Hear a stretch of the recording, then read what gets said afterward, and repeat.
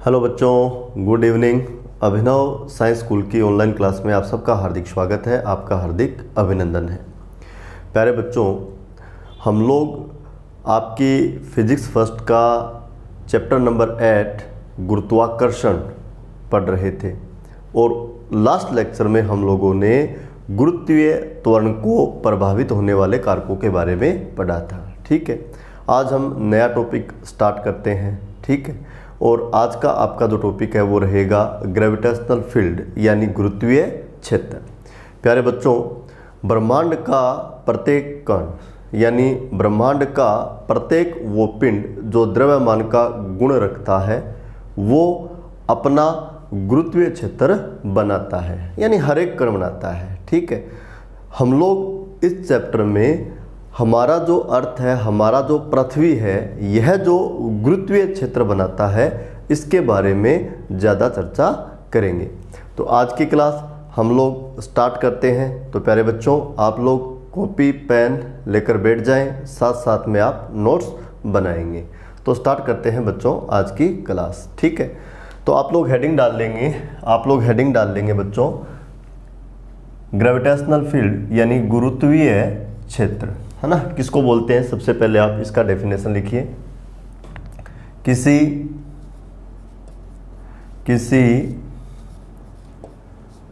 कण के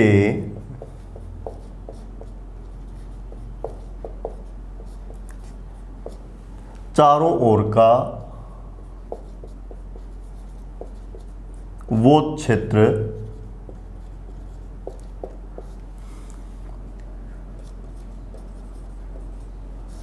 जिसमें स्थित किसी बिंदु पर रखा अन्य कण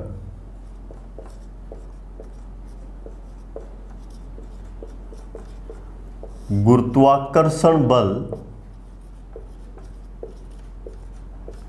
अनुभव करे,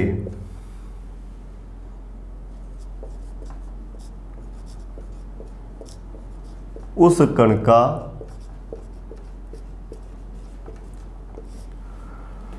ग्रेविटेशनल फील्ड कहलाता है।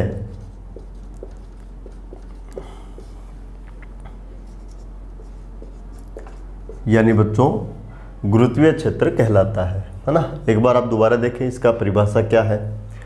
बच्चों, आपने कहा है कि किसी भी कण के चारों ओर एक ऐसा स्पेस होता है, एक ऐसा क्षेत्र होता है, ठीक है, जिसमें बच्चों किसी भी बिंदु पर, है ना, कोई भी अन्य कण यदि रखा हुआ है, ठीक है, तो बच्चों वह कण क्या महसूस करता है? गुरुत्वाकर्षण बल। यानी उस कण पर क्या लगता है? गुरुत्वाकर्षण बल। यदि ऐसा होता है तो हम उस वाले फील्ड को, उस वाले क्षेत्र को, इस कण का क्या बोल देते हैं? गुरुत्वीय क्षेत्र।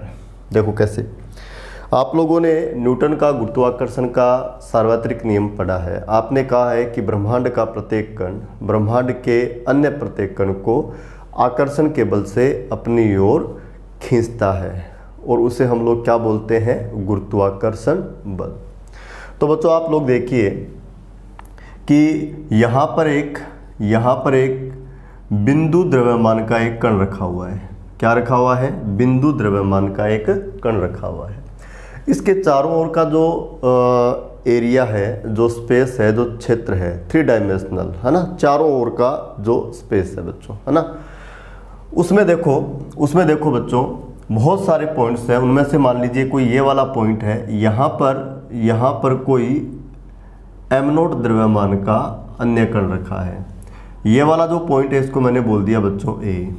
इसी प्रकार मान लीजिए कोई दूसरा पॉइंट B भी है ना, और यहाँ पर भी एक अन्य कण रखा हुआ है जिसका द्रव्यमान m1 है ना।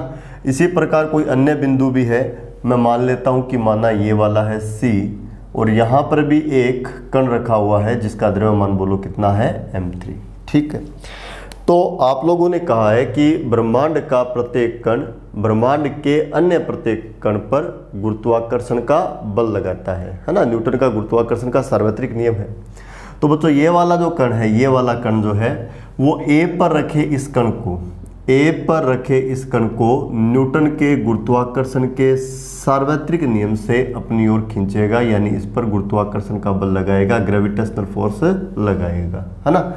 इसी प्रकार यह वाला जो कण है, बी पर जो कण रखा हुआ है, इस पर भी गुरुत्वाकर्षण का बल लगाएगा, अपनी ओर खींचेगा। ठीक है बच्चों, जो गुरुत्वाकर्षण बल है वो आपका केंद्रीय बल है। यह दोनों को मिलाने वाली रेखा के अनुदिश कार्य करता है। तो M3 पर भी गुरुत्वाकर्षण का बल कार्य करेगा और इस प्रकार से कार्य करेगा। तो बच्चों यह कण इन तीनों कणों पर, है ना, चित्र में दिखाई गई दिशा के अनुदिश गुरुत्वाकर्षण के बल लगाएगा। इसका मतलब यह वाला जो बिंदु A है, यह वाला जो बिंदु A है वो इस कण के गुरुत्वीय क्षेत्र में है। इसी प्रकार यह वाला जो बिंदु C है वो भी इस कण के गुरुत्वीय क्षेत्र में है और यह बिंदु B भी इस कण के गुरुत्वीय क्षेत्र में है, क्योंकि आपने कहा है कि किसी कण के चारों ओर का वो क्षेत्र, चारों ओर का वो वाला क्षेत्र, है ना, जिसमें स्थित किसी बिंदु पर रखा अन्य कण गुरुत्वाकर्षण बल अनुभव करे तो हम उसे उस कण का क्या कहते हैं, गुरुत्वीय क्षेत्र। क्या कहते हैं, गुरुत्वीय क्षेत्र। आपको ये बात समझ में आई कि नहीं आई?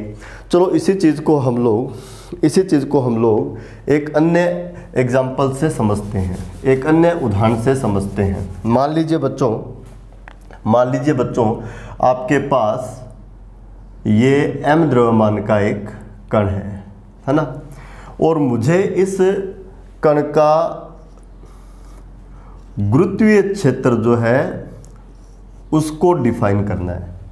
तो मैं एक काम करता हूं बच्चों, मैं इस कण का जो केंद्र है उसको केंद्र मानकर इसके चारों ओर एक गोला बनाता हूं। सर्कल नहीं बच्चों, गोला बनाता हूं, है ना, गोला बनाता हूं, फुटबॉल, है ना। तो बच्चों m द्रव्यमान के कण के चारों ओर, है ना, m द्रव्यमान के कण के चारों ओर मैंने गोला बना दिया। इस गोले के अंदर जो चारों ओर जो वॉल्यूम है, चारों ओर का जो स्पेस है, चारों ओर का जो क्षेत्र है, मैं उसकी बात कर रहा हूँ, चारों ओर के क्षेत्र की बात कर रहा हूँ बच्चों। ठीक है, मान लीजिए इस क्षेत्र में आपने यहाँ बिंदु A पर या यहाँ बिंदु B पर या यहाँ बिंदु C पर या यहाँ किसी बिंदु D पर या यहाँ किसी बिंदु E पर, यहाँ किसी बिंदु F पर, है ना, यहाँ इन वाले बिंदुओं पर आपने कोई पार्टिकल रखा। मान लीजिए यहाँ m0 द्रव्यमान का कण रखा, इसी प्रकार यहाँ पर भी m0 वाला रखा, यहाँ पर भी m0 वाला रखा, यहाँ पर भी m0 वाला रखा, यहाँ पर भी m0 वाला रखा, यहाँ पर भी m0 वाला रखा। तो क्या होगा बच्चों, ये जो m द्रव्यमान का कण है देखो, इसको अपनी ओर ऐसे खींच लेगा, है ना, इसको भी अपनी ओर क्या करेगा बच्चों, खींच लेगा सार्वत्रिक नियम से। इसको भी देखो अपनी ओर खींच लेगा, इसको भी देखो बच्चों अपनी ओर खींच लेगा। इसी प्रकार जो B पे रखा हुआ है इसको भी अपनी ओर खींच लेगा और जो C पे रखा हुआ है इसको भी अपनी ओर खींच लेगा, है ना। यानी इन पे बल लगेंगे, तो इसके चारों ओर फुटबॉल के अंदर का जो एरिया है, फुटबॉल के अंदर का जो 3 डायमेंशनल स्पेस है, इसके चारों ओर का जो एरिया है वो इस कण का क्या कहलाएगा, गुरुत्वीय क्षेत्र। हम इस फुटबॉल के बाहर आ जाते हैं और मान लीजिए फुटबॉल के बाहर कोई बिंदु लेते हैं, जैसे ये आपने बिंदु P ले लिया, यहाँ आपने कोई बिंदु Q ले लिया, यहाँ आपने कोई बिंदु S ले लिया, यहाँ आपने बच्चों कोई बिंदु T ले लिया। आपने यहाँ या इन बिंदुओं पर m0 द्रव्यमान के कण रख दिए, है ना, और यदि यह कण इन पर किसी प्रकार का कोई आकर्षण का बल नहीं लगाता है तो हम कह देंगे कि ये पॉइंट्स इसके गुरुत्वीय क्षेत्र से बाहर है, इसके गुरुत्वीय क्षेत्र से बाहर है। तो गुरुत्वीय क्षेत्र क्या हो गया बच्चों, किसी मास के चारों ओर का वो वाला फील्ड हो गया, वो वाला एरिया हो गया, है ना। उसमें यदि कोई अन्य कण आप रख दोगे या कोई अन्य कण यदि उसमें पहले से विद्यमान होगा तो वो उस पर बल लगाएगा, तो वो उसका क्या है, गुरुत्वीय क्षेत्र। बच्चों गुरुत्वीय क्षेत्र के बारे में आपको एक बात और बता देता हूँ कि गुरुत्वीय क्षेत्र आपका दीर्घपरासी होता है। क्या होता है बच्चों, दीर्घपरासी, यानी ये लंबी दूरियों के लिए कार्य करता है। जैसे यदि हम पृथ्वी के गुरुत्वीय क्षेत्र की बात करें तो पृथ्वी के चारों ओर भी एक ऐसा बहुत बड़ा एक फील्ड है जिसमें यदि आप कहीं पर भी किसी भी पिंड को रख दोगे तो पृथ्वी उस पर गुरुत्वाकर्षण का बल लगा देगी। जैसे बच्चों, आप किसी बाल का जब फ्री फॉल करते हो, है ना, तो पृथ्वी क्या करती है, उसको खींच लेती है, यानी उस पर गुरुत्वाकर्षण का बल लगाती है। इसका मतलब बाल जहां भी आपने हाथ में लिया हुआ है वो वाला जो पॉइंट है वो पृथ्वी के ग्रेविटेशनल फील्ड में है। कहाँ है बच्चों? पृथ्वी के ग्रेविटेशनल फील्ड में। आप थोड़ा और हाइट पे चले जाओ, है ना, फिर आप छोड़ो, अर्थ अब भी खींच लेगी। थोड़ा और हाइट पे चले जाओ, थोड़ा और हाइट पे चले जाओ, इवन आप 12,000 फीट के हाइट पे चले जाओ, 36,000 फीट के हाइट पे चले जाओ, है ना, और आप बाल को फ्रीली छोड़ दो, तो आप क्या देखते हो बच्चों? हमारा अर्थ उस बाल को बहुत बड़े हाइट पर भी क्या करता है? गुरुत्वाकर्षण का बल लगाता है और उसको खींच लेता है। इसका मतलब हमारे पृथ्वी का जो ग्रेविटेशनल फील्ड है उसका विस्तार बहुत बड़ा है। जैसे बच्चों, आप लोग जानते हो जो हमारे जो ग्रह होते हैं उनका जो सोलर सिस्टम में मोशन होता है उसको गुरुत्वाकर्षण बल जो है वो अरेंज करता है। तो हमारा अर्थ जो है उसको सन गुरुत्वाकर्षण के बल से अपनी ओर खींच रहा है और सन को हमारा अर्थ अपनी ओर खींच रहा है। तो ये बहुत बड़ी बड़ी दूरियां हैं और इन दूरियों पर भी गुरुत्वाकर्षण का बल कार्य करता है। इसका मतलब जो बड़े द्रव्यमान वाले पिंड हैं उनका जो गुरुत्वीय क्षेत्र का विस्तार है वो क्या होता है? दीर्घपरासी। और छोटे द्रव्यमान वाले कण जो होते हैं उनका भी जो गुरुत्वाकर्षण का जो क्षेत्र होता है उसका प्रसार भी क्या होता है? दीर्घपरासी होता है। तो बच्चों, आप लोग डेफिनेशन लिख चुके हैं, दोबारा बता देता हूं। किसी कण के चारों ओर का वो वाला क्षेत्र जिसमें स्थित किसी बिंदु पर रखा अन्य कण गुरुत्वाकर्षण बल अनुभव करे उस कण का क्या कहलाता है? गुरुत्वीय क्षेत्र। क्या कहलाता है? गुरुत्वीय क्षेत्र। तो ये बात तो हो गई बच्चों गुरुत्वीय क्षेत्र की, है ना। इसके बाद हम लोग एक काम करेंगे। क्या काम करेंगे? हम लोग एक काम करेंगे बच्चों, हम लोग ये जो गुरुत्वीय क्षेत्र बना है इस गुरुत्वीय क्षेत्र की स्ट्रेंथ यानी प्रबलता का मान ज्ञात करेंगे। और प्रबलता का मान ज्ञात करने के लिए हम यहाँ एक नई भौतिक राशि परिभाषित करेंगे जिसको बोला जाता है बच्चों गुरुत्वीय क्षेत्र की तीव्रता, है ना। यहाँ ये चीज़ सीख लोगे तो +2 क्लास में जब आप इलेक्ट्रोस्टैटिक्स पढ़ोगे तो वहाँ हम लोग गुरुत्वीय क्षेत्र नहीं एक नए प्रकार का क्षेत्र पढ़ेंगे जिसको हम बोलते हैं विद्युत क्षेत्र, है ना। यहाँ गुरुत्वीय क्षेत्र की तीव्रता को हम पढ़ेंगे, है ना। और इलेक्ट्रोस्टैटिक्स में +2 क्लास में हम पढ़ेंगे विद्युत क्षेत्र की तीव्रता। तो वहाँ आपको समझने में किसी प्रकार की कोई परेशानी नहीं होगी यदि आप यहाँ पढ़ के चले जाते हो। पहली बार आप फील्ड के बारे में पढ़ रहे हो, क्षेत्र के बारे में पढ़ रहे हो, है ना, तो थोड़ा सा फील लेना मुश्किल होता है। जैसे जैसे हम आगे बढ़ेंगे ये चीज़ें आपको बहुत अच्छे से समझ में आने लग जाएगी कि हाँ इस प्रकार की कुछ चीज़ें होती है। तो प्रबलता को मापने के लिए, फील्ड की जो स्ट्रेंथ है उसको मापने के लिए क्वांटिटी डिफाइन करेंगे, जिस क्वांटिटी को हम लोग क्या बोलते हैं बच्चों? गुरुत्वीय क्षेत्र की तीव्रता। अब ये प्रबलता क्या है? प्रबलता क्या है? चलो आपने बोल दिया कि ये m द्रव्यमान का कण है ना, और ये जो फुटबॉल है ना, इसके अंदर का जो स्पेस है सारा का सारा वो इसका ग्रेविटेशनल फील्ड है। चलो ग्रेविटेशनल फील्ड भी मान लिया। अब बच्चों देखो क्या होगा, ये सारा का सारा ग्रेविटेशनल फील्ड है, इसमें यदि बहुत सारे पॉइंट्स लिए जाएं, जैसे मान लो आपने एक लाइन के ऊपर कुछ पॉइंट ले लिए, एक पॉइंट यहाँ ले लिया A, एक यहाँ ले लिया B, एक यहाँ ले लिया C और एक यहाँ ले लिया D। तो क्या ये चारों पॉइंट एक जैसे हैं? तो आंसर है चारों पॉइंट एक जैसे नहीं है। बच्चों यदि हम यहाँ m0 मास रखें, B पर भी रख दें, C पर भी रख दें और D पर भी रख दें, तो हम लोग देखते हैं कि चारों ही बिंदुओं पर जो मास रखे हुए हैं वो गुरुत्वाकर्षण बल अनुभव करेंगे। क्या अनुभव करेंगे? गुरुत्वाकर्षण बल, यानी इन पे गुरुत्वाकर्षण बल लगेगा। क्यों लगेगा? क्योंकि ये इस m द्रव्यमान के कण के किसमें है? गुरुत्वीय क्षेत्र में। और गुरुत्वीय क्षेत्र में कोई कण आ जाता है तो उस पर क्या लगता है बच्चों? गुरुत्वाकर्षण का बल। तो गुरुत्वाकर्षण का बल तो इन चारों पे लगेगा। अब मेरा दूसरा सवाल यह है बच्चों, क्या इन चारों कणों पर जो गुरुत्वाकर्षण का बल लग रहा है उसका वैल्यू एक जैसा होगा? तो आपका आंसर होगा नहीं। ये वाला जो पार्टिकल है ना, ये वाला पार्टिकल, ये बच्चों इसके सबसे नज़दीक है। और आप जानते हो गुरुत्वाकर्षण बल जो है वो दूरी के वर्ग के क्या होता है? व्युत्क्रमानुपाती। तो सबसे कम दूरी A के लिए है है ना। तो इस पर बल लगेगा सबसे अधिक, इस पे लगेगा बल सबसे कम। तो गुरुत्वाकर्षण बल अलग अलग मान का लग रहा है, अलग अलग मान का लग रहा है, इसका मतलब क्षेत्र जिसके कारण गुरुत्वाकर्षण बल लग रहा है उसकी प्रबलता भी क्या है, अलग अलग, कहीं कम है कहीं ज़्यादा है। तो पर्टिकुलर हमें किसी पॉइंट पे, जैसे मान लो ए पे चाहिए, जैसे मान लो डी पे चाहिए, जैसे मान लो बी पे चाहिए, पर्टिकुलर किसी पॉइंट पर हमें जो गुरुत्वीय क्षेत्र इस मास ने बनाया है उसकी हमें क्या चाहिए, प्रबलता चाहिए।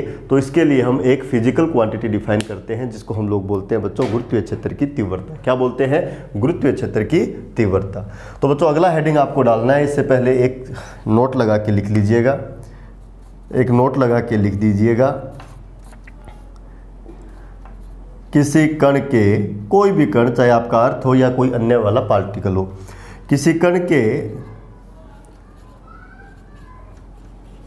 गुरुत्वीय क्षेत्र की परास अनंत होती है ना।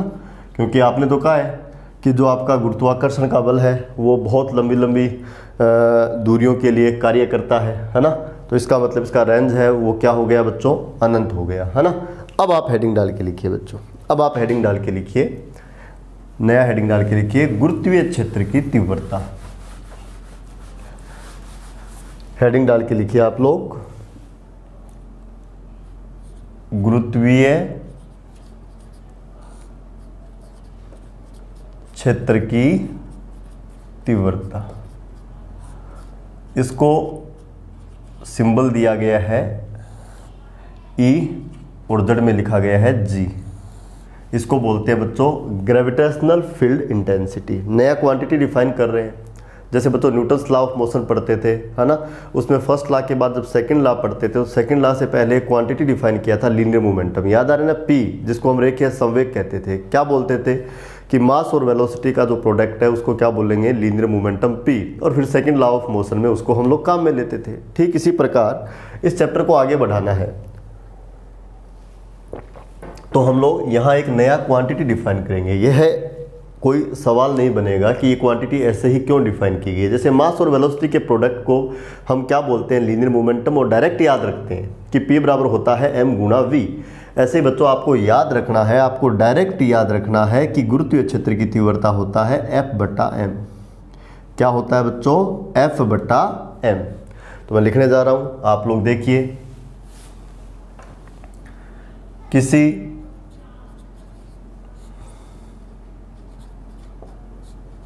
कण के गुरुत्वीय क्षेत्र में रखे, गुरुत्वीय क्षेत्र में स्थित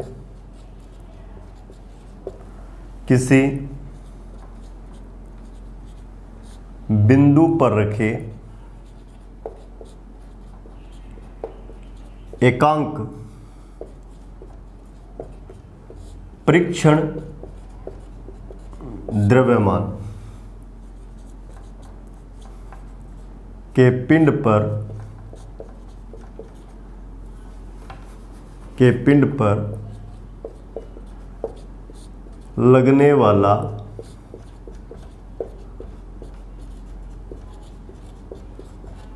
लगने वाला गुरुत्वाकर्षण बल।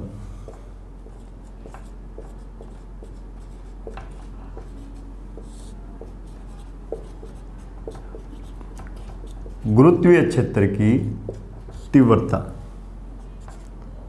कहलाता है, गुरुत्वीय क्षेत्र की तीव्रता कहलाता है। बता देखो कैसे डिफाइन किया आपने कैसे डिफाइन किया है कि किसी कण के गुरुत्वीय क्षेत्र में स्थित किसी बिंदु पर एकांक परीक्षण द्रव्यमान के पिंड पर लगने वाला गुरुत्वाकर्षण बल क्या कहलाता है, गुरुत्वीय क्षेत्र की तीव्रता। बच्चों फिर से देखिए, आप लोगों ने गुरुत्वाकर्षण बल को ही, आप लोगों ने बच्चों गुरुत्वाकर्षण बल को ही क्या कहा है, गुरुत्वीय क्षेत्र की तीव्रता। क्या कहा है, गुरुत्वीय क्षेत्र की तीव्रता, है ना। लेकिन ये गुरुत्वाकर्षण बल किस पे कार्य कर रहा है, तो आंसर है ऐसे पिंड पर कार्य कर रहा है जिसका द्रव्यमान एकांक है। 2 किलोग्राम नहीं है बच्चों, 5 किलोग्राम नहीं है, 10 किलोग्राम नहीं है, कितना है 1 किलोग्राम एकांक द्रव्यमान है। और प्रबलता मापने के लिए जो द्रव्यमान काम में लिया जाता है उसको हम लोग बोलते हैं परीक्षण द्रव्यमान, है ना। जो आपका ग्रेविटेशनल फील्ड है उसकी हमें टेस्टिंग करनी है कि कहाँ फील्ड ज़्यादा है, कहाँ फील्ड कम है, कहाँ स्ट्रेंथ ज़्यादा है, कहाँ स्ट्रेंथ कम है। इसकी टेस्टिंग के लिए जो हम मास काम में लेते हैं उसको हम लोग बोलते हैं टेस्ट मास, या क्या बोलते हैं बच्चों, परीक्षण द्रव्यमान। तो ध्यान से सुने बच्चों, किसी कण का कोई गुरुत्वीय क्षेत्र है, हमें पर्टिकुलर किसी बिंदु पे स्ट्रेंथ चाहिए, तो उस बिंदु पर हम लोग क्या रख देंगे, एकांक द्रव्यमान वाला कोई पिंड रख देंगे। उस पर जो भी गुरुत्वाकर्षण बल लगेगा उसको हम क्या बोलेंगे, उस बिंदु पर गुरुत्वीय क्षेत्र की तीव्रता। क्या बोलेंगे, उस बिंदु पर गुरुत्वीय क्षेत्र की तीव्रता। तो बच्चों यहाँ से इसका फार्मूला क्या बनेगा, तो आंसर है फार्मूला बनेगा Eg is equal to Fg बटा m, है ना।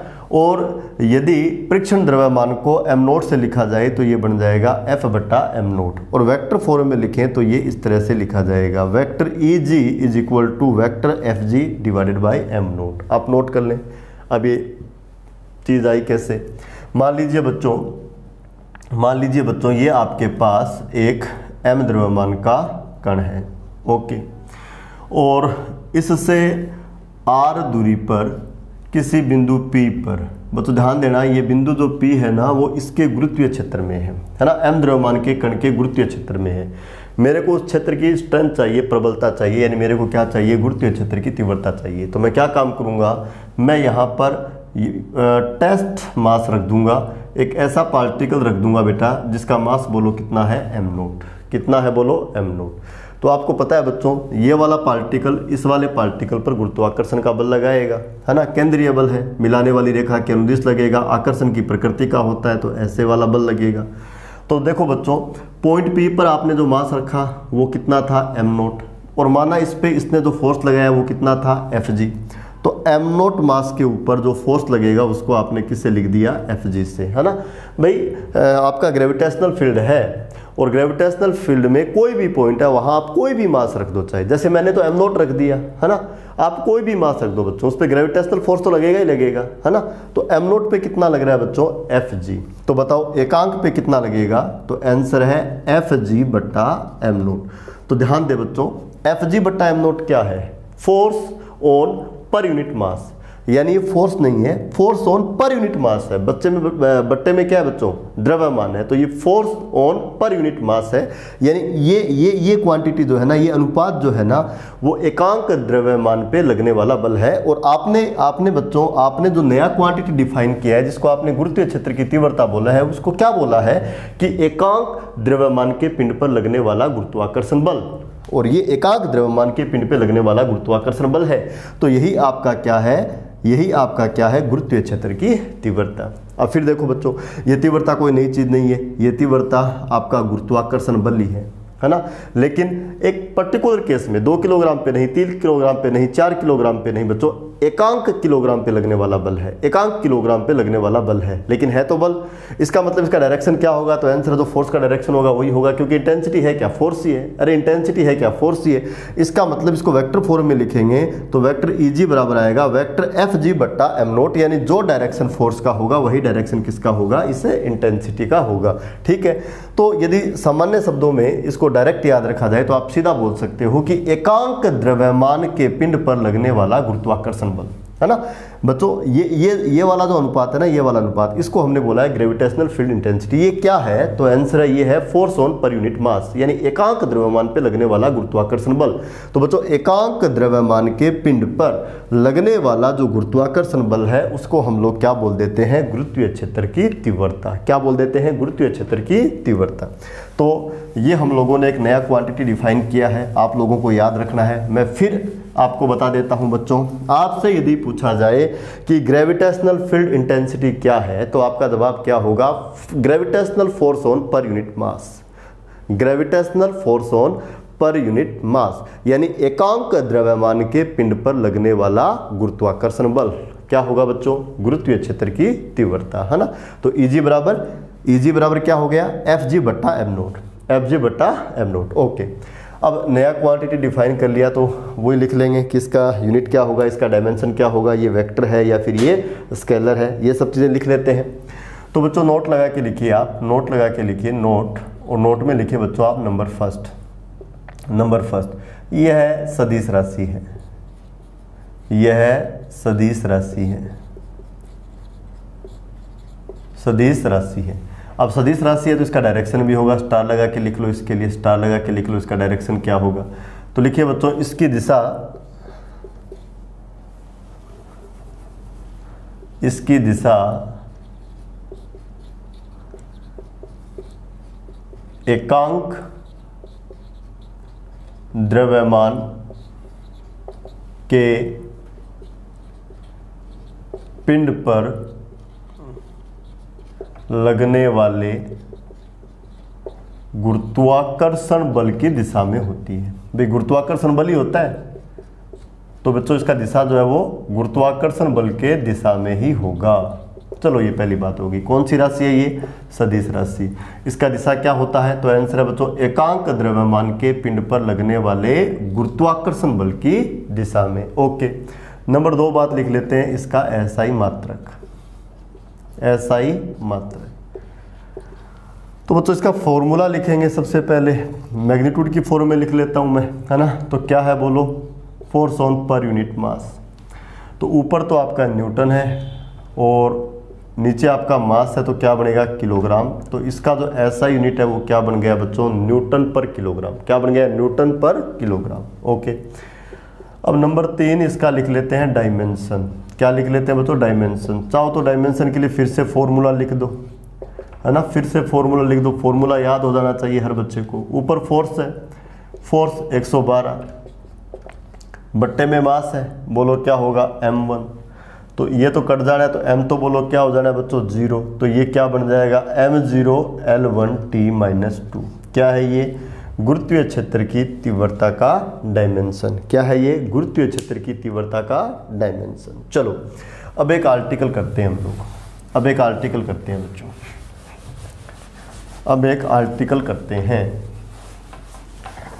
तो हेडिंग डाल के लिखिए, हेडिंग डाल के लिखिए। हालांकि ये चीज़ें आपके जो आरबीएससी का 11th क्लास का सिलेबस है, ये वाला जो पॉइंट अब करवा रहा हूँ वो आपके सिलेबस में नहीं है ना। लेकिन जब आप इलेक्ट्रोस्टैटिक्स पढ़ोगे ना तो ये चीज़ वहाँ आपको बहुत काम आने वाली है। तो एक छोटा सा एक्स्ट्रा टॉपिक है वो मैं आपको साथ में करवा रहा हूँ, ठीक है। तो बच्चों आप लिखिए बिंदु द्रव्यमान के कारण, यानी छोटा सा कोई पार्टिकल है, बिंदु द्रव्यमान के कारण किसी बिंदु पर, किसी बिंदु पर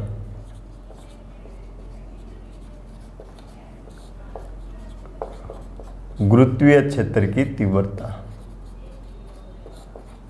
बिंदु द्रव्यमान के कारण, किसके कारण, बिंदु द्रव्यमान के कारण किसी बिंदु पर गुरुत्वीय क्षेत्र की तीव्रता, किसके कारण, बिंदु द्रव्यमान के कारण, ठीक है। तो बता देखो क्या चीज़ है, क्या चीज़ है। देखिए आप लोग, आपके पास ये एक पॉइंट मास है ना, पॉइंट मास, ठीक है बच्चों। इसका मास कितना मान लेता हूँ m, इसका मास कितना मान लेता हूँ बच्चों m, ठीक है। और हम लोगों को कहा गया है कि आपको इसके कारण ये जो बिंदु P है इसके ऊपर गुरुत्वीय क्षेत्र की तीव्रता का मान ज्ञात कीजिए। और जो आपका ये बिंदु द्रव्यमान है इससे बिंदु P का जो दूरी है वो r है, दूरी कितना है r। और बिंदु द्रव्यमान का जो केंद्र है उसको बच्चों मैं आपके यहाँ क्या लिख रहा हूँ, O से, कुछ भी लिख दो, O लिख दो, A लिख दो, B लिख दो, कोई बात नहीं है ना। तो देखो बिंदु द्रव्यमान से, है ना बच्चों, बिंदु द्रव्यमान से r दूरी पर एक बिंदु P है और हमें यहाँ क्या चाहिए, गुरुत्वीय क्षेत्र की तीव्रता। तो डायग्राम बनाने से पहले एक दो लाइन लिख लो। हमें बिंदु द्रव्यमान M से r दूरी पर स्थित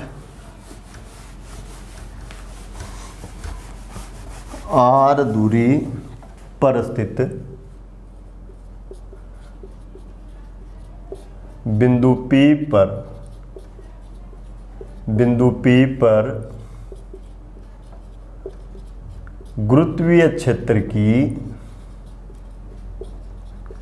तीव्रता का मान ज्ञात करना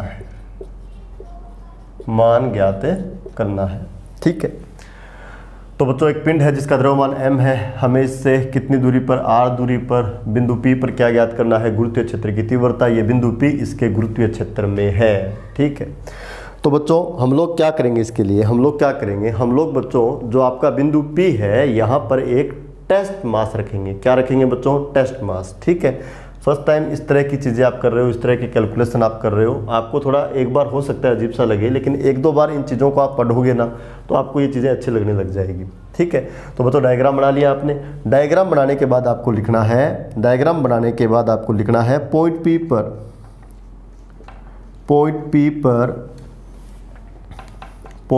पर परीक्षण द्रव्यमान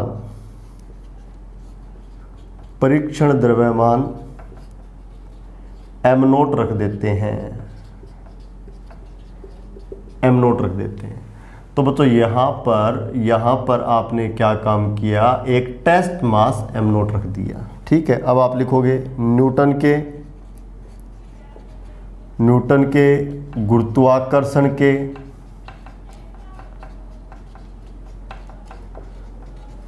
सार्वत्रिक नियम से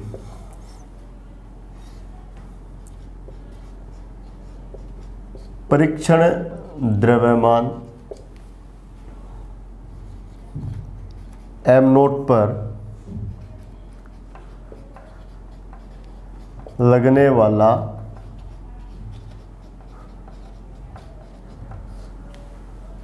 गुरुत्वाकर्षण बल निम्न होगा, ठीक है। तो बच्चों मैं लिखने जा रहा हूं इस फोर्स को, इसको मैं किससे लिख देता हूं, Fg से, है ना।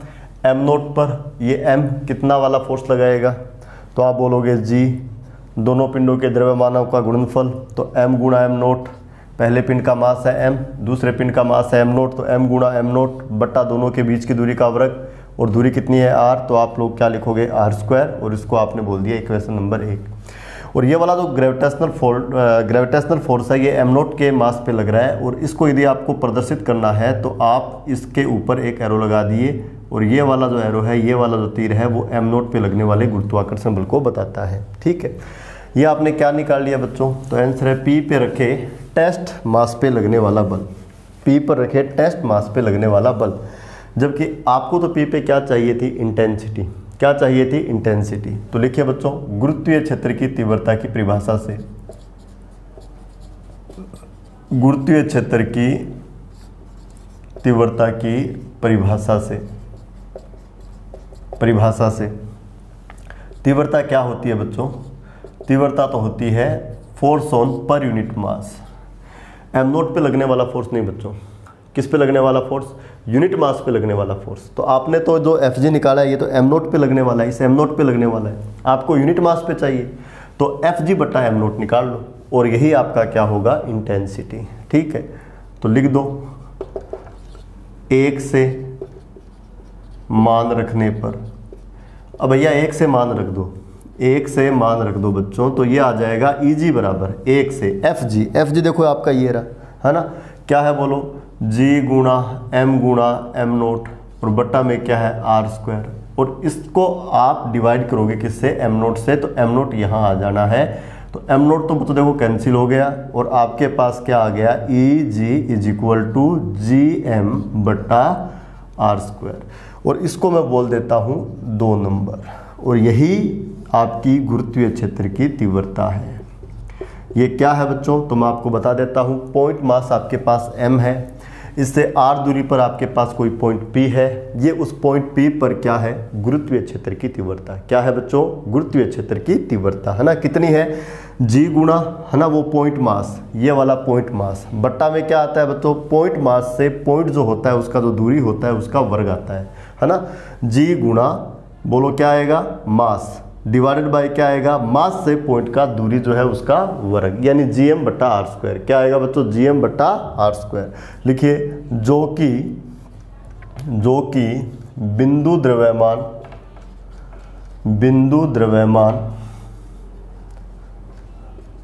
m के कारण पॉइंट P पर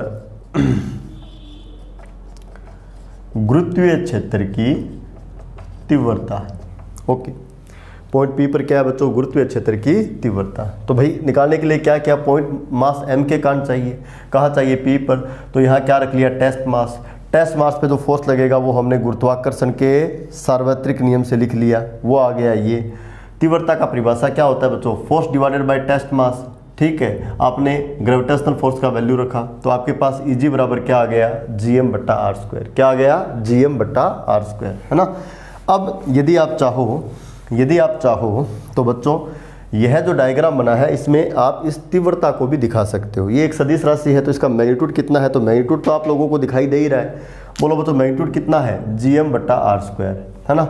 और इसका दिशा कहाँ होता है तो मैं आप लोगों को बता चुका हूँ। बोलो कहाँ होता है, ग्रेविटेशनल फोर्स के डायरेक्शन में। लेकिन वो ग्रेविटेशनल फोर्स जो किस पे लग रहा है, टेस्ट मास पे लग रहा है। तो बच्चों आपका जो ये टेस्ट वाला मास है, जो आपने P पर इंटेंसिटी के टेस्टिंग के लिए रखा हुआ था, इंटेंसिटी की वैल्यू को काउंट करने के लिए रखा हुआ था, इस पे जो फोर्स है वो कहाँ लग रहा है, तो आंसर है बच्चों इस डायरेक्शन में लग रहा है। तो यही इंटेंसिटी का डायरेक्शन होगा। तो इंटेंसिटी के लिए जो एरो बनेगा, वो एरो ये वाला होगा। ये बड़े वाला एरो मैंने बना दिया, this is the magnitude and this is the direction.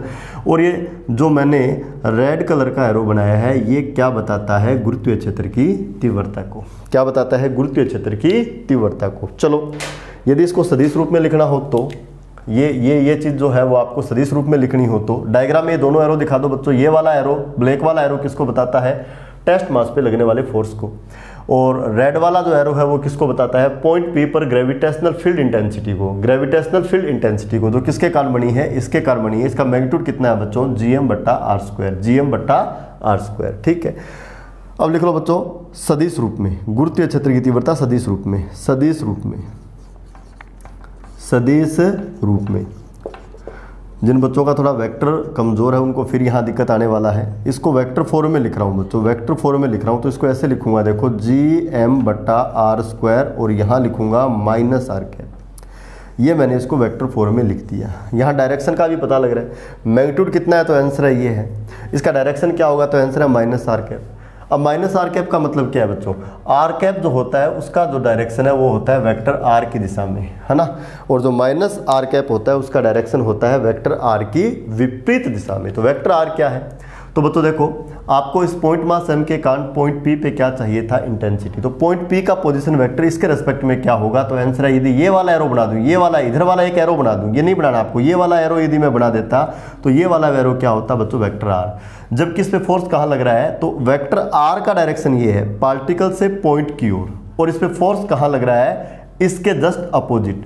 यदि इसकी दिशा में ही लगता तब तो मैं यहाँ क्या लिखता, आर कैप। इसके विपरीत दिशा में लग रहा है इसलिए मैंने यहाँ क्या लिखा है, माइनस आर कैप। मैग्नीट्यूड चाहिए तो इसका मोड लोगे तो फाइनली आपको क्या मिलेगा बच्चों, जीएम बट्टा आर स्क्वायर। क्या मिलेगा, जीएम बट्टा आर स्क्वायर। चलो एक सिंपल सा क्वेश्चन करते हैं। मैं यहाँ फिर से मैग्नीट्यूड लिख देता हूँ कि ई जी बराबर क्या होता है, मैग्नीट्यूड की बात कर लेता हूँ, क्या होता है जीएम बट्टा आर स्क्वायर। किसके कारण, मास m के कारण। और किसी भी पॉइंट पे जो इंटेंसिटी है वो टेस्ट मास पे तो डिपेंड करती ही नहीं, क्योंकि टेस्ट मास तो देखो बच्चों यहाँ कट चुका है। किस पे डिपेंड करती है, उस मास पे डिपेंड करती है जिसके गुरुत्वीय क्षेत्र में ये पॉइंट आपका है। चलो एक सिंपल सा सवाल करते हैं। यहाँ याद रखना पॉइंट मास m है आपका, है ना, और उससे कितनी दूरी पर, r दूरी पर इंटेंसिटी कितना होता है, जीएम बटा आर स्क्वायर। चलो एक क्वेश्चन करते हैं बच्चों। पॉइंट्स A, B, C तथा D पर गुरुत्वीय क्षेत्र की तीव्रता के मान लिखो। ये सवाल है, बड़ा सिंपल सा सवाल है बच्चों, है ना। क्या दिया हुआ है यहाँ बच्चों, आपको दिया हुआ है एक कैपिटल m द्रव्यमान का मास, ठीक है। सेंटर से दूरी मापते हैं। पॉइंट ए बी सी कैसे दिए हुए मैं आपको बताता हूँ। पॉइंट ए बी सी आपको कैसे दिए हुए हैं, पॉइंट ए बी सी आपको कैसे दिए हुए हैं, तो मैं आपको बताता हूँ। कुछ ऐसे दिए हुए हैं बच्चों, है ना। ये है आपका पॉइंट ए, ठीक है बच्चों, और ये आपका है पॉइंट बी, ठीक है। ये आपका है बच्चों पॉइंट सी, और ये वाला है आपका पॉइंट डी। ये दूरी आपको दी हुई है बच्चों आर, ये आपको दूरी दी हुई है बच्चों एक्स, ये दूरी बच्चों आपको दी हुई है वाई, और ये वाली जो दूरी है वो आपको दी हुई है बच्चों जेड, ठीक है। तो बच्चों पहले तो ये बताओ ए बी सी डी ये चारों के चारों, ये वाला जो मास है ना, ये वाला मास है ना, इसके ग्रेविटेशनल फील्ड में है ना, इसके गुरुत्वीय क्षेत्र में है ना। इन वाले पॉइंट्स पे यदि कोई भी मास आ जाएगा ना, तो ये उस मास को गुरुत्वाकर्षण के बल से अपनी ओर खींचेगा, है ना। और हमें इन पॉइंट्स के ऊपर क्या चाहिए बच्चों, ग्रेविटेशनल फील्ड इंटेंसिटी चाहिए, गुरुत्वीय क्षेत्र की तीव्रता चाहिए। तो बड़ा सिंपल है, ए पॉइंट पे लिखना है। देखो क्वेश्चन में ये आंसर लिख दूंगा, अलग से लिखने की जरूरत नहीं है। आपको ए पॉइंट पे इंटेंसिटी चाहिए, तो फार्मूला जो है वो आपको बताता है कि ये होगा, है ना। क्योंकि आपने सीखा है, आपने सीखा भी एरो बनाने की जरूरत नहीं है, आपने सीखा है, आपने अभी भी सीखा है बच्चों। क्या सीखा है आपने कि आपके पास यदि एक पॉइंट मास है, और पॉइंट मास से, अब पॉइंट मास का मतलब देखो बच्चों वैसे तो होता है कि बहुत बहुत बहुत एकदम बिंदु द्रव्यमान, एकदम छोटा सा पार्टिकल, है ना। लेकिन पार्टिकल चाहे कितना ही बड़ा हो, चाहे अर्थ ही क्यों ना हो बच्चों, उसका सारा का सारा मास जो है वो हम कहाँ मानते हैं, उसके सेंटर पर मानते हैं। तो अर्थ को भी हम लोग क्या मान लेते हैं, पॉइंट मास ही मान लेते हैं, उसका सारा का सारा मास उसके सेंटर पे मान लिया जाता है। एक द्रव्यमान के अंदर का कॉन्सेप्ट होता है जो हम आगे पढ़ेंगे, ठीक है।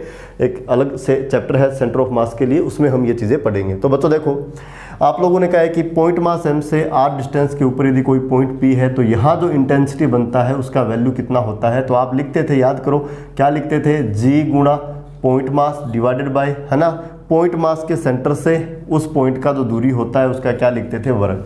तो यह मास m है तो छोटे m की जगह बड़ा m आ गया, है ना। और इसके सेंटर से पॉइंट का दूरी r है, तो बट्टे में क्या आ गया, r²। ये आपका क्या हो गया, ये। अब आपको b पे चाहिए, चलो आप लोग कमेंट में लिखेंगे, मैं देखता हूँ। b पे इंटेंसिटी बताना मेरे को, c पे बताना, और मेरे को d पे बताना, है ना। मैं आपको कुछ सेकंड दे देता हूँ इसके लिए, आप लोग कमेंट में लिखो बच्चों, है ना। बी पे ग्रेविटेशनल फील्ड इंटेंसिटी कितना होगा, सी पे कितना होगा, और डी पे कितना होगा, आप इसका वैल्यूज लिखेंगे बच्चों, है ना। लिखे कमेंट में लिखे आप लोग, बी पे लिखो, चलो बी पे लिखो, केवल बी पे लिखो, है ना। ये वाला कंसेप्ट काम में लेना है। आपके पास बच्चों एक पॉइंट मास m है, और आपको इससे r दूरी पर एक बिंदु P है, वहाँ इंटेंसिटी चाहिए। तो वहाँ आपका जो इंटेंसिटी है वो क्या होता है, gm/r²। इस कॉन्सेप्ट से आ जाना है। ओके चलो देखते हैं। तो EB बराबर क्या होगा, देखो बच्चों ये होगा g गुणा m, और बट्टा में क्या आएगा, x²। किसके कारण है, इसके कारण, तो ये लिख दिया। और इससे इस बिंदु का दूरी कितना है, x, तो दूरी का वर्ग कर दिया, तो x² आ जाएगा, है ना। इसी प्रकार आपको EC का वैल्यू लिखना है। किसका वैल्यू लिखना है, EC का। तो क्या बनेगा, g गुणा m, है ना।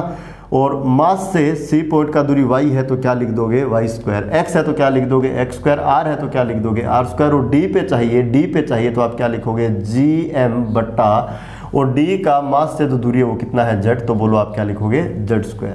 ये आपकी इंटेंसिटी के वैल्यूज हो गए। चलो अब इन इंटेंसिटी को, अब ये जो इंटेंसिटीज आपने लिखी है बेटा, इनको आपको, है ना, डायग्राम में प्रदर्शित करना है।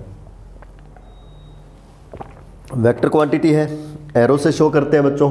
तो ए पर, बी पर, सी पर, डी पर एरो बनाने हैं, ठीक है। तो बनाएंगे एरो। बच्चों देखो ये वाला इंटेंसिटी जो है इसका डायरेक्शन ये वाला होगा, इसको मैं बोलूँगा EA, है ना।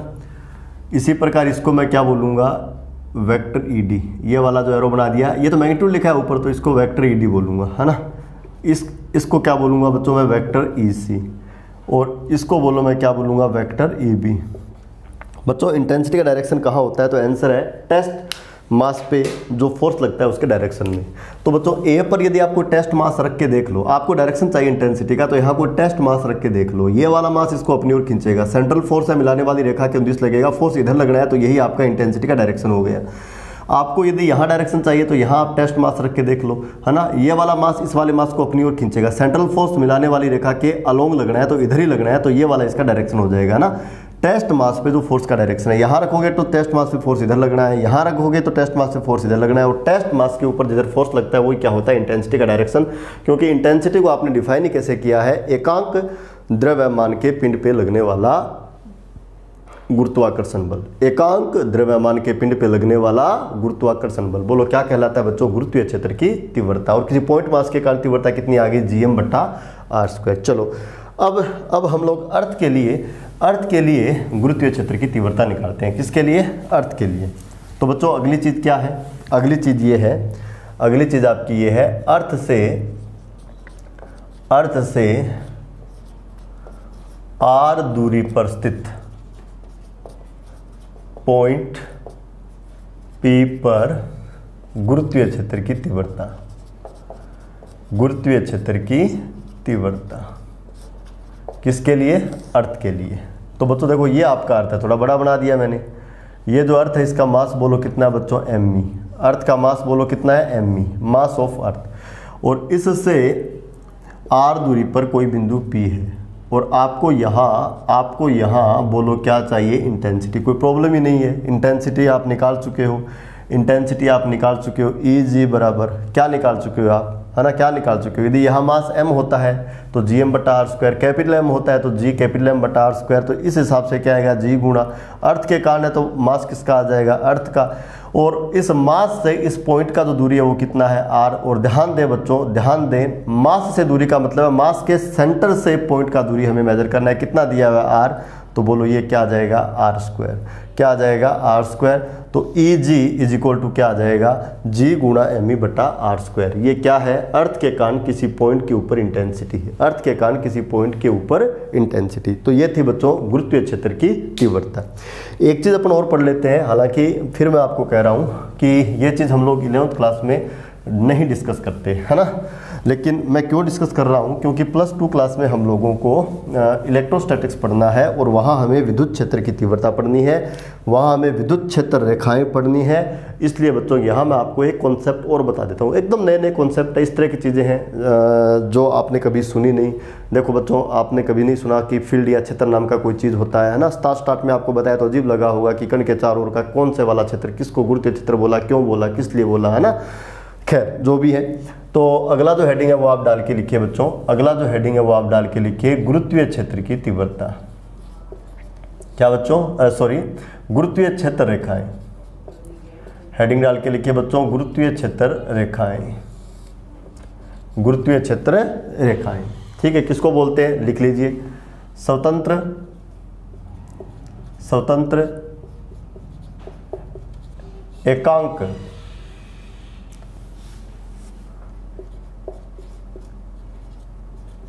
परीक्षण द्रव्यमान के, कहाँ, गुरुत्वीय क्षेत्र में, गुरुत्वीय क्षेत्र में स्वतंत्र, दोबारा सुने, गुरुत्वीय क्षेत्र में स्वतंत्र एकांक परीक्षण द्रव्यमान के चलने का पथ गुरुत्वीय क्षेत्र रेखाएं कहलाती हैं, गुरुत्वीय क्षेत्र रेखाएं कहलाती है। क्या लिखा है बच्चों आपने लिखा है कि गुरुत्वीय क्षेत्र में, ध्यान दे बच्चों, एक होती है विद्युत क्षेत्र रेखा, विद्युत क्षेत्र रेखाएं विद्युत क्षेत्र में खींची जाती हैं, एक होती है चुंबकीय क्षेत्र रेखाएं, है ना। इसके बारे में आप लोगों ने जरूर सुना होगा, वो खींची जाती है चुंबकीय क्षेत्र में, है ना। विद्युत क्षेत्र रेखाएं विद्युत क्षेत्र में, चुंबकीय क्षेत्र रेखाएं चुंबकीय क्षेत्र में। तो गुरुत्वीय क्षेत्र रेखाएं कहाँ खींचेंगे, गुरुत्वीय क्षेत्र में। तो बच्चों किसको बोलते हैं, ग्रेविटेशनल फील्ड लाइंस। तो आंसर है गुरुत्वीय क्षेत्र में स्वतंत्र एकांक परीक्षण द्रव्यमान के चलने का पथ, एकांक परीक्षण द्रव्यमान के चलने का पथ। बोलो इसको क्या कहा जाता है, गुरुत्वीय क्षेत्र रेखाएं। क्या कहा जाता है, गुरुत्वीय क्षेत्र रेखाएं। इसका एक एग्जाम्पल लेते हैं बच्चों, इसका एक एग्जाम्पल लेते हैं। लिखिए आप, बिंदु द्रव्यमान m के कारण गुरुत्वीय क्षेत्र रेखाएं त्रिज्यतः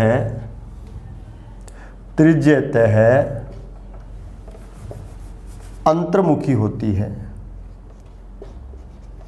त्रिज्यतः अंतर्मुखी होती है। और बच्चों जो त्रिज्यतय अंतर्मुखी है इसको बोला जाता है रेडियली इनवॉल्व्ड। क्या बोला जाता है बच्चों? Radially involved. कैसे? देखो मैं इसका पैटर्न ड्रॉ कर देता हूँ, पैटर्न ड्रॉ कर देता हूँ। मान लीजिए आपको ऐसा दिया हुआ है कि एक पॉइंट मास m यहाँ पे रखा हुआ है। क्या रखा हुआ है बच्चों? पॉइंट मास m, ठीक है। और इसके चारों इसका गुरुत्वीय क्षेत्र है और आपको इसके लिए क्या खींचनी है? गुरुत्वीय क्षेत्र रेखाएं। तो आपको क्या कहा गया है कि गुरुत्वीय क्षेत्र में स्वतंत्र एकांक परीक्षण द्रव्यमान के चलने का पथ क्या कहलाती है? गुरुत्वीय क्षेत्र रेखाएं। तो इसके लिए यदि गुरुत्वीय क्षेत्र रेखाएं ड्रॉ की जाए, इसके लिए बच्चों यदि गुरुत्वीय क्षेत्र रेखाएं ड्रॉ की जाए तो वो कुछ इस प्रकार की प्राप्त होती है। देखो, गुरुत्वीय क्षेत्र रेखाएं यदि ड्रॉ की जाए तो कुछ इस प्रकार की प्राप्त होती है बच्चों, कुछ इस प्रकार की प्राप्त होती है, ठीक है। दोबारा मैं इसको ड्रॉ कर देता हूं। गुरुत्वीय क्षेत्र रेखाएं दोबारा ड्रॉ कर देता हूं मैं इसको। ये आपके पास एक पॉइंट मास है m। इसके कारण हमें क्या चाहिए? गुरुत्वीय क्षेत्र रेखाएं। क्या चाहिए? गुरुत्वीय क्षेत्र रेखाएं। तो ये कुछ इस प्रकार की मिलती है बच्चों अपने को, इस प्रकार की, इस प्रकार की हमें प्राप्त होती है ना। ये वाला लाइन देख लो, ये वाला लाइन ऐसे है और ये वाला लाइन देख लो ऐसे है, ठीक है। और इनके ऊपर एक एरो लगाना पड़ता है हमें, ऐसे ऐसे ऐसे एरो। ये बच्चों गुरुत्वीय क्षेत्र रेखाएं हैं। ये देखो बच्चों गुरुत्वीय क्षेत्र रेखाएं हैं, रेडियली इनवॉल्व्ड। सारे के सारे एरो बच्चों इस मास के अंदर की ओर आ रहे हैं, इससे बाहर नहीं निकल रहे, अंदर आ रहे हैं, तो इसको बोलते हैं रेडियली इनवॉल्व्ड। रेडियली इनवॉल्व्ड यानी त्रिज्यतः अंतर्मुखी। त्रिज्यतः क्यों? क्योंकि ये आपका मास m है, इसके कारण कोई भी फील्ड लाइन आपको इस प्रकार के वक्र पथ में नहीं मिलती, एक सीधी लाइन में मिलती है, सीधी लाइन में मिलती है, इसलिए इसको बोला जाता है रेडियली। यानी बच्चों क्या बोला जाता है? त्रिज्यतः। और एरो बाहर नहीं जा रहा, एरो इसके अंदर आ रहा है। बाहर जाता तब बोलते बहिर्मुखी और अंदर आ रहा है तब इसको क्या बोला गया है? अंतर्मुखी। क्या बोला गया है? अंतर्मुखी। अब ये ऐसी क्यों प्राप्त होती है? आप लोग डायग्राम बना लो पहले, है ना। आप लोग बच्चों ये डायग्राम बना लो, है ना। क्या है ये? पॉइंट मास m के कारण ग्रेविटेशनल फील्ड लाइंस का पैटर्न, ऐसे लाइंस आते हैं। अब ये ऐसी क्यों प्राप्त होती है? आपने क्या कहा है? एकांक परीक्षण द्रव्यमान के चलने का पथ। तो प्यारे बच्चों आप लोग क्या काम करो, यहाँ कोई, अब ये चीज़ आपको नहीं बनानी बच्चों, आप टेस्ट मास m0 रख दो, ठीक है, और छोड़ दो। तो ये वाला मास क्या करेगा? इसको खींच लेगा, तो ये ऐसे चलेगा। तो पहली बात, ये वाला मास गुरुत्वाकर्षण बल के कारण स्ट्रेट लाइन में चलना है। देखो स्ट्रेट लाइन में चल रहा है। गुरुत्वाकर्षण बल केंद्रीय बल होता है, मिलाने वाली रेखा के अंदर लगता है। और देखो बच्चों इधर नहीं जा रहा, इधर आ रहा है, तो ये चलने का पथ है और ये चलने के पथ की दिशा है। तो ये आपकी पहली क्षेत्र रेखा होगी।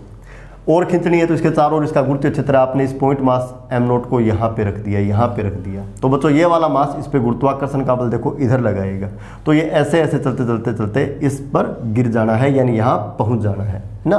तो इसके चलने का पथ ये वाला होगा, तो ये दूसरी क्षेत्र रेखा हो गई। इसी प्रकार यदि पॉइंट मास m0 को यहाँ रखा जाता तो ये वाला मास इसको इस तरफ खींचता और ये ऐसे चलता, क्षेत्र रेखा ऐसे मिलेगी। यहाँ रखोगे तो इधर जाएगा, यहाँ रखोगे तो इधर जाएगा, यहाँ रखोगे तो इधर जाएगा, यहाँ रखोगे तो इधर जाएगा। तो ये फील्ड लाइन इस प्रकार की हमें मिलेगी। इसी प्रकार यदि हम पृथ्वी के लिए गुरुत्वीय क्षेत्र रेखाएं खींचें तो वो भी हमें इस पैटर्न की ही प्राप्त होती है। बच्चों अर्थ के लिए आपको एक शानदार बात बताता हूँ, देखो, है ना। अर्थ के लिए आपको एक शानदार बात बताता हूँ। देखिए जैसे बच्चों आप मून को देखते हो, है ना। मून स्पेस में या आकाश में लटकता एक ठोस गोला है ना। ऐसे ही मान लो बच्चों आप अर्थ को छोड़कर किसी दूसरे प्लेनेट पे चले जाते हो, है ना, और आप अर्थ को टेलीस्कोप से देखो तो आपको अर्थ भी हवा में लटकता हुआ एक ठोस गोला जो है उस रूप में दिखाई देना है। जैसे मून आपको दिखता है लटक रहा है आकाश में, वैसे ही हमारा अर्थ भी लटका हुआ है ना। तो ये बच्चों आपका अर्थ है, ये आपका अर्थ है, ठीक है बच्चों। इसका जो आपका मास है वो कितना है? me, और o इसका बोलो बच्चों क्या है? सेंटर।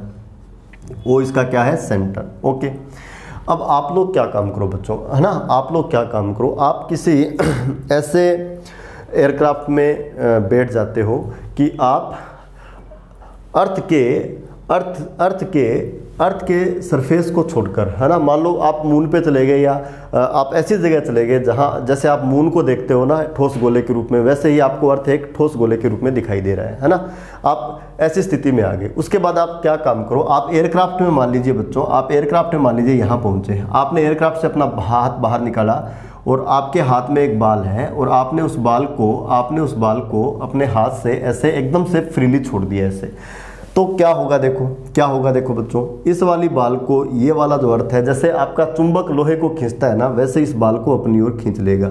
आपने यहाँ से इसका फ्री फॉल किया, ये ऐसे नीचे नहीं गिरेगा बच्चों, ये ऐसे नीचे नहीं गिरेगा, है ना, ये इस तरफ खींच लेगा। जनरली हम क्या देखते हैं कि किसी भी पिंड को जब हम छोड़ते हैं तो वो हमारे पैरों की ओर गिरता है, हमारे पैरों की ओर गिरता है, क्योंकि अर्थ हमारे नीचे है, अर्थ हमारे नीचे है। इस बार आप यहाँ हो और अर्थ आपके साइड में है, आपके अर्थ साइड में है और बाल को आप ऐसे छोड़ोगे तो ये नीचे नहीं गिरेगा बच्चों। अर्थ का जो ग्रेविटी है इसको अपने केंद्र की ओर खींचेगा और ये पार्टिकल ऐसे चलते चलते चलते यहाँ गिर जाएगा और यहीं पड़ा रहेगा, चिपका रहेगा, जैसे चुंबक से लोहा चिपका रहता है, ग्रेविटी के कारण यहाँ चिपका रहेगा, है ना।